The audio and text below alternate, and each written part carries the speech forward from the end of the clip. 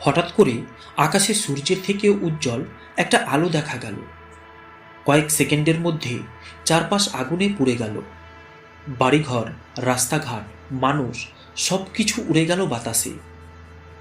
এটা কোনো সিনেমার গল্প না, এটা বাস্তবেও ঘটেছে। আজ আমরা জানব পারমাণবিক বোমা আসলে কতটা ভয়ঙ্কর, আর এরকম পরিস্থিতিতে মানুষ কিভাবে বাঁচতে পারে। কতটা ভয়ঙ্কর পারমাণবিক বোমা। 1945 সালে ইউনাইটেড স্টেটস জাপানের দুটি শহরে পারমাণবিক বোমা ফেলে।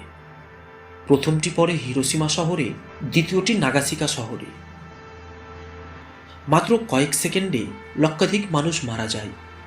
অনেকে সঙ্গে সঙ্গে মারা যাননি, কিন্তু রেডিয়েশনের কারণে ধীরে ধীরে অসুস্থ হয়ে মারা যান। একটা পারমাণবিক বিস্ফোরণে মূলত তিনটে জিনিস হয়। প্রথম, বিস্ফোরণের কেন্দ্রে তাপমাত্রা কয়েক মিলিয়ন ডিগ্রি পর্যন্ত পৌঁছাতে পারে, মানুষ মুহূর্তেই পুড়ে যেতে পারে। দ্বিতীয়ত, বাতাসে প্রচণ্ড চাপ বাড়িঘর ভেঙে দেয়, গাড়ি উড়িয়ে দেয়। তৃতীয়ত, রেডিয়েশন, সবচেয়ে ভয়ঙ্কর অংশ। এটি চোখে দেখা যায় না, কিন্তু শরীরের ভেতরে ঢুকে কোষ নষ্ট করে দেয়।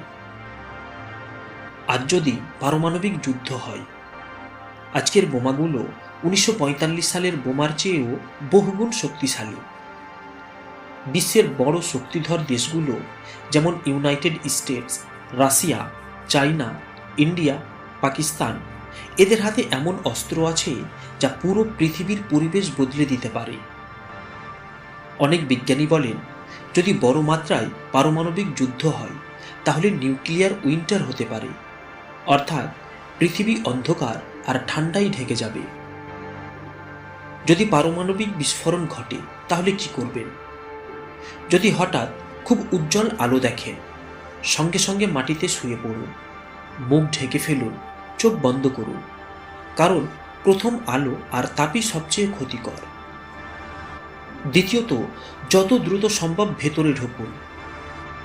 রেডিয়েশন থেকে বাঁচার সবচেয়ে ভালো উপায় হলো কংক্রিটের ভবনের ভেতরে ঢোকা, জানালা থেকে দূরে থাকা, বেজমেন্টে থাকা।